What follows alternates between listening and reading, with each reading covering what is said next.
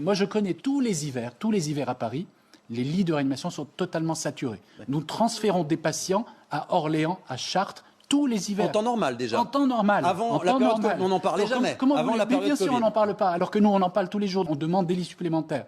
Rien ne nous est accordé. M6 Info. Cette dame est arrivée ce matin à l'hôpital.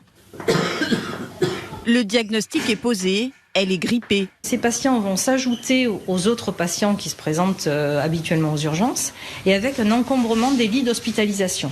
Là, on est dans une situation où l'hôpital n'a plus aucun lit d'hospitalisation.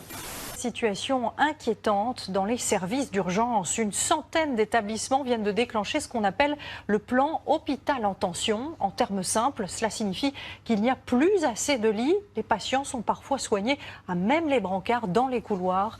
Une situation de crise qui devient permanente. Et vous allez l'entendre, les personnels sont à bout de souffle. Des brancards un peu partout. Aux urgences de l'hôpital de Toulon, c'est une journée comme les autres. Et le personnel est à bout de souffle. Les urgences sont en surchauffe sur l'ensemble du territoire. Avec l'hiver, la grippe. Dans cet hôpital de région parisienne, les malades de la grippe affluent. L'hôpital est surchargé. On est actuellement en état de saturation d'hospitalisation.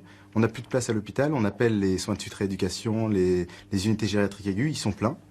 Et on ne sait pas très bien où mettre ces patients-là. Aux urgences de Lorient aussi, l'hôpital sature.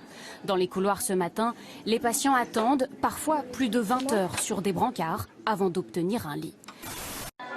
La pénurie de lits, un classique que l'hôpital de Haute-Pierre doit gérer chaque hiver.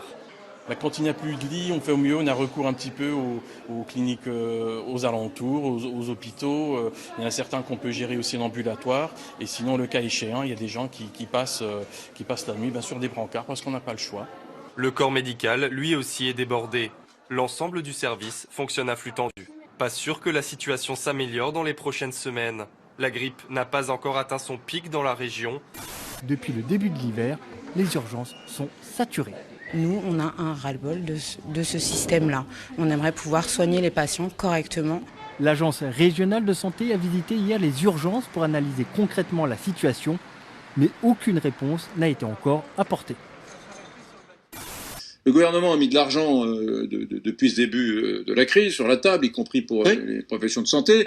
Il y avait 5000 lits de réa, 5000 lits de réa au mois de mars. Il y en avait apparemment 25 000 en Allemagne. Ouais. Là, et il y en a toujours 5000. Et là, on nous dit, non mais il y en a 5000, mais attention, il y a tellement eu d'opérations qui ont été déprogrammées, reprogrammées, qu'il y en aura encore moins de disponibles au mois d'octobre qu'au mois de mars. C'est-à-dire qu'on a mis des milliards d'argent du contribuable. Le contribuable a été généreux, il a bien voulu payer ses impôts, il a bien voulu financer ça, pour se retrouver dans une situation où il y a moins de lits de réa en octobre qu'au mois de mars. Et c'est du délire. Et c'est pire que ce que tu dis, parce que en plus de ça,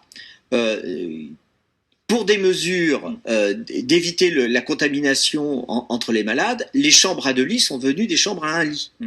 La grippe en 2017 a fait 30 000 morts de la même façon, personne n'en parle. Voilà. Oh ben voilà.